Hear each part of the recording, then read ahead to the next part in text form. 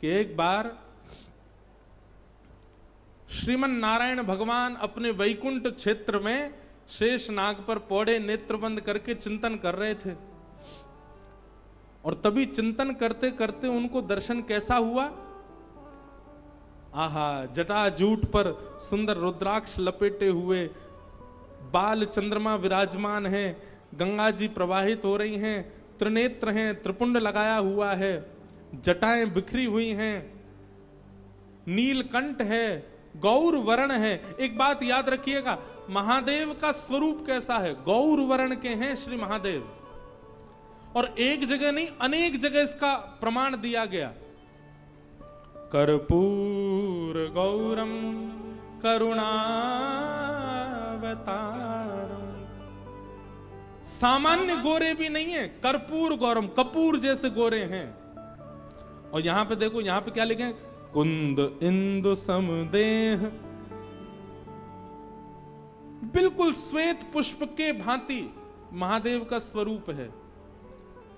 ध्याये नित्यम महेशम रजत गिरिनिभम, रजत किसको कहते हैं? चांदी को।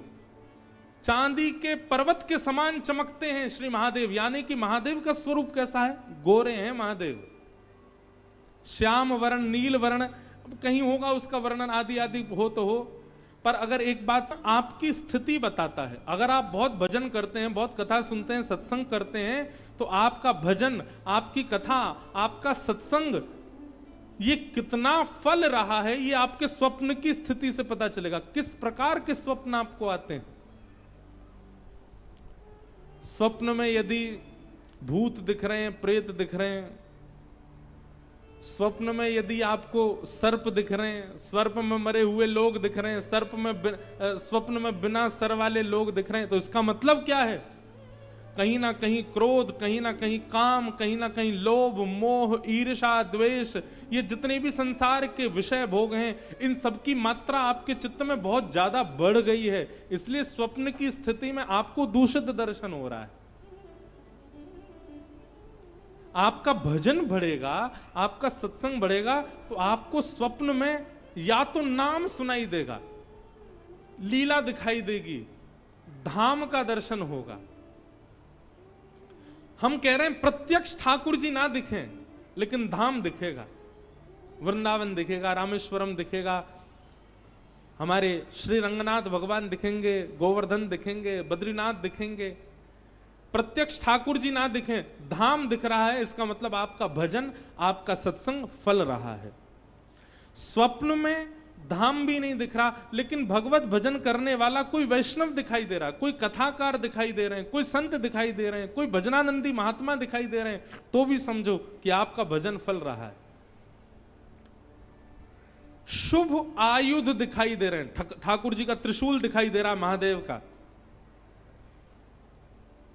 भगवान की श्रृंगी दिखाई दे रही है, बाल कृष्ण प्रभु की वंशी दिखाई दे रही है, ये आयुध दिखाई दे रहे हैं, या भगवान के शुभ चिन्ह दिखाई दे रहे हैं, तो भी आपका भजन फल रहा है।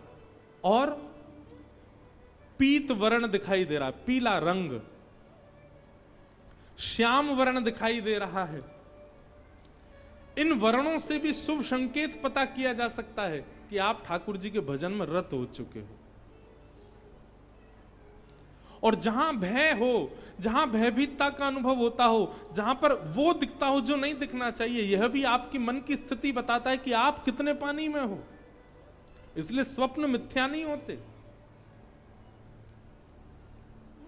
महादेव बोले हमने तो स्वप्न में देखा कि आप हमसे मिलने आ रहे हो, भगवान बोले हमने भी देखा कि आप हमसे मिलने आ रहे हो, हमसे तो रहा नहीं का, हम भी दौड़े।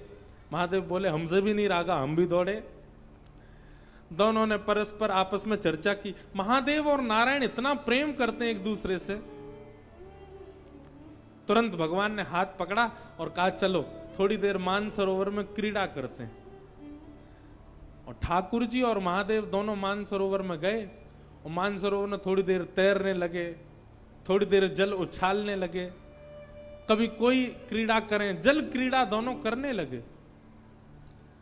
वर्णन करते हैं कि जल क्रीड़ा करते करते करते करते करते हजारों लाखों वर्ष बीत गए, ना भूख लगी, ना प्यास लगी, ना निद्रा आई, और दोनों पृथ्वी के संचालन करता एक दूसरे के साथ क्रीड़ा में लगे हैं। ब्रह्मा जी ये लीला देख करके बोलने लगे, हो गया काम, पृथ्वी का पालन संहार उत्पन्न करने वाले दोनों क्रीड़ा में व्यस्त हो गए हैं। अब इस सृष्टि का कल्याण कैसे होगा? अच्छा, दोनों इतने तत्पर होकर के क्रीड़ा कर रहे थे कि कोई बीच में उनको रोकने जाए भी तो पहले घबरा जाए, बोले कहीं इन्होंने अगर गुस्सा में हमको देख लिया तो हमारा तो हो गया, गोविंदाय नमो नमः हो जाएगा। महादेव ब्रह्मा जी इंद्र से कहें तुम जाओ, इंद्र कहें बोले मैं क्यों जाऊं? वरुण देव को भेज दो, वरुण देव कहें मैं क्यों जाऊं? पवन देव को भेज दो, पवन बोले मैं क्यों जाऊं? सबको अपना जीवन प्यारा। बोले इन दोनों के कार्य में विक्षेप डालने का मतलब है कि अपने जीवन से हाथ धोना। ब्रह्मा जी बोले वो सब तो ठीक है, लेकिन इन दोनों को रोका नहीं गया तो सृष्टि का पालन कैसे होगा?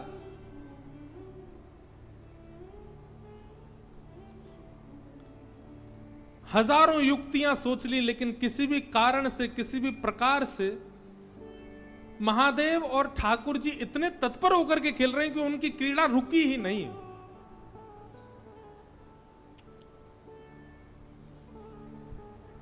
तभी ब्रह्मा जी ने आवाहन किया, किनका? कपीश्वर हनुमान जी का। अनंत बलवंत श्री हनुमान जी महाराज का स्मरण किया, बोले आप ही कुछ करो, आप में बुद्धि विवेक दोनों विद्यमान है, आप ही बताओ ये कैसे रुकेंगे दोनों, इन दोनों का रुकना आवश्यक है। हनुमान जी महाराज ने जब दोनों की तत्परता को देखा तो ब्रह्मा जी से बोले खेलने दो ना, इतने आनंद में तो लग रहे हैं। बोले वो तो ठीक है, एक आध 2-4 दिन खेलें, ठीक है, लाख साल हो गए, लाखों वर्ष बीत गए, इनका खेल ही पूरा नहीं हो रहा है, अब तो इनका खेल यहीं विश्राम होना चाहिए।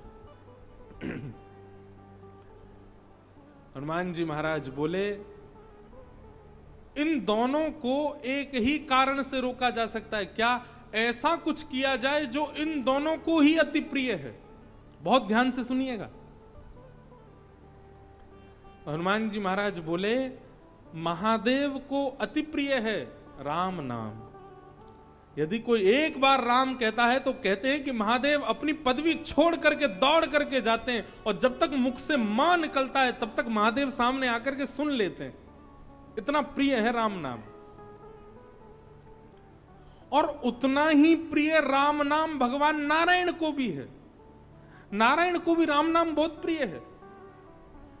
सब देवता हनुमान जी के सामने बैठ करके बोले शंकर जी को राम नाम प्रिय है, ये सुनकर के तो हमको ज्यादा आश्चर्य नहीं हुआ, ये तो बात सिद्ध ही है, पर नारायण भगवान तो स्वयं राम ही है, उनको राम नाम प्रिय क्यों है? नारायण भगवान को राम नाम प्रिय क्यों है? को प्राप्त किया, इसी नाम के आश्रय से ध्रुव ने इनको प्राप्त किया, इसी नाम के आश्रय से गोस्वामी तुलसीदास जी इनको प्राप्त करेंगे।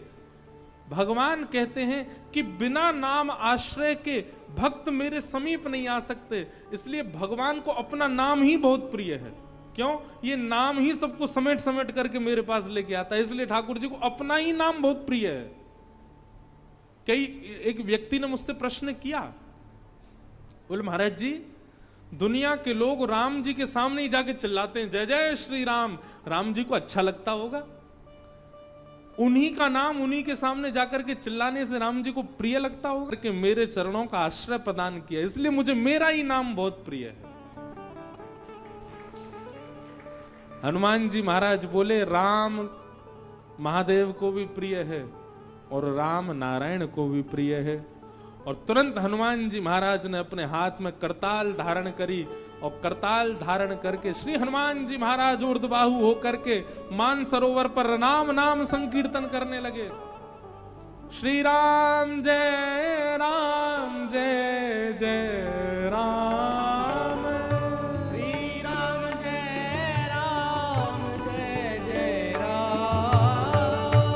श्री राम जय जय राम,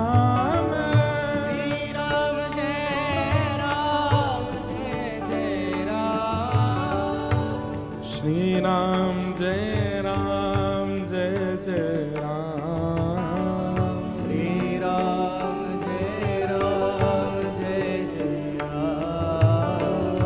श्री राम जय जय राम। श्री राम जय जय राम। इस प्रकृति ब्रह्मांड में सबको प्रिय लगने वाला यदि नाम कोई है तो वो है राम नाम। ये नारायण को भी प्रिय है, ये महादेव को भी प्रिय है, ये सनकादिकों को भी प्रिय है, ये हनुमान जी को भी प्रिय है, जगदम्बा पराम्बा श्री सीता जी को भी प्रिय है, श्री लक्ष्मण जी को प्रिय है, भरत जी को प्रिय है। अरे भैया और कहां तक कहूं, ये राम नाम हमारे वृंदावन बिहारी लाल को भी प्रिय है और श्री किशोरी जी को भी प्रिय है, अति प्रिय है राम नाम। वृंदावन में भी जब कोई राम कहता है तो राम शब्द में दोनों युगल प्रकट हो जाते हैं। रा कहते ही श्री किशोरी जी राधा और मां कहते ही माधव। राम जब आप कहते हैं तो एक प्रकार से आपका युगल नाम संकीर्तन हो जाता है, इसलिए राम नाम सबको प्रिय है। श्री राम जय जय राम। श्री राम जय जय राम। श्री राम जय जय राम। श्री राम जय जय राम। श्री राम जय जय राम। श्री राम जय जय राम।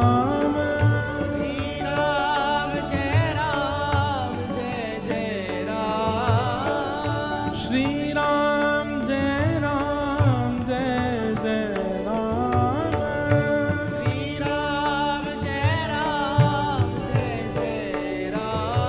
श्री राम जय जय राम। श्री राम जय जय राम।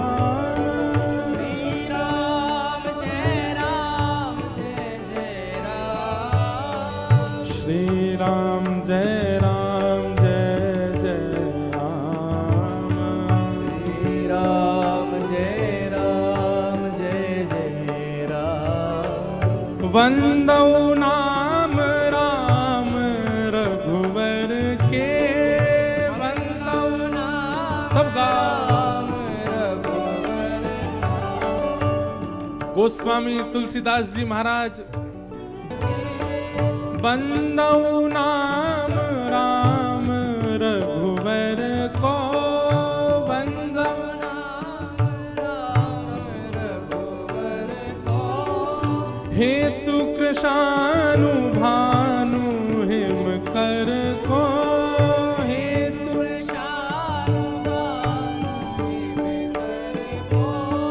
महामंत्र जोई जपत महेशु।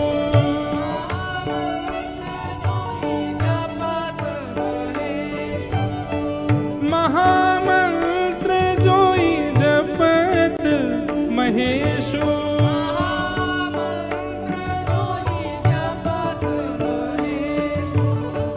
काशी मुक्ति हेतु उपदेशु।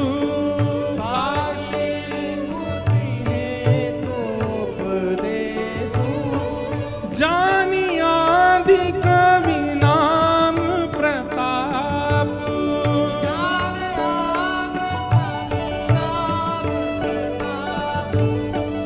भयउ सुध करी उलटा जापू।